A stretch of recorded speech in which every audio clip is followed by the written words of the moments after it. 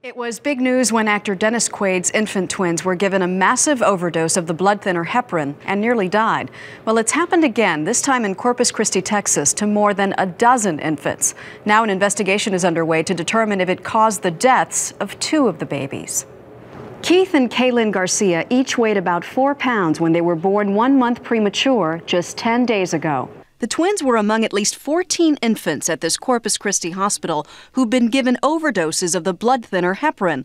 Used to flush intravenous lines to prevent blood clots, too much of the drug can cause severe bleeding, even death. Generally, the way that you find out about heparin being too high is that you notice that when you do blood tests or when you start IVs, they continue to bleed at the IV site. While hospital officials trace the overdoses to a mixing error at the hospital pharmacy, they're not linking the overdoses to the deaths of the Garcia twins. In a statement, the hospital's chief medical officer says, quote, "At this time, no direct adverse effects of heparin have been identified in the infants that died or any other patients."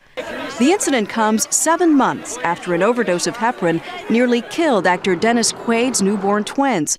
In May, Quaid told Congress about how his children were mistakenly given the wrong version of the drug because the labels on the 10-unit bottle and one that is 1,000 times stronger were virtually identical. Our twins survived, and apparently with no damage to them, although we really don't know what the long-term effects may be.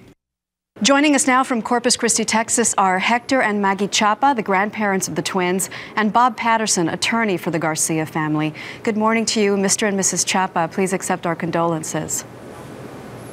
Thank you. Good morning. Thank you. This must be an unimaginably painful time for you. Hector, tell us why it's so important to you to speak out this morning. For the most part, we want to show, and we wanted people to be aware of what is going on. It was just a tragic loss of what we went through and what we're actually going through. Something has to be done about it because it's not the right thing. What is not the right thing? What are you referring to when you say that? It's having to deal with the loss of our grandkids is one thing, but it's difficult to even imagine what we're actually going through. It's very difficult to even talk about it.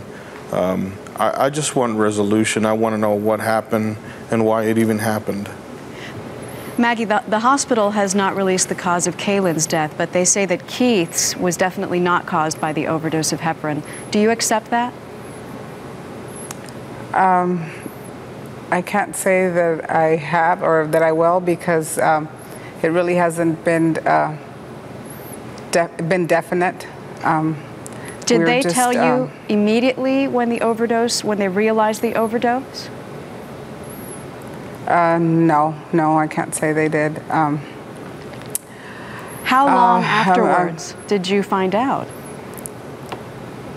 Well, when he passed away, we actually were in my daughter's room, and we heard it through the media, all this about heparin, and people were calling us, family, and we were just wondering what's going on. Bob Patterson, your attorney, is with you. I'd like to ask you, Bob, what is your role here? How do you plan to help the family? Well, what we've done so far is simply ask a court to order the hospital to preserve all the evidence, the records, the samples, the heparin bottles, and so forth. And eventually we'll get a chance to have independent experts take a look at all of that.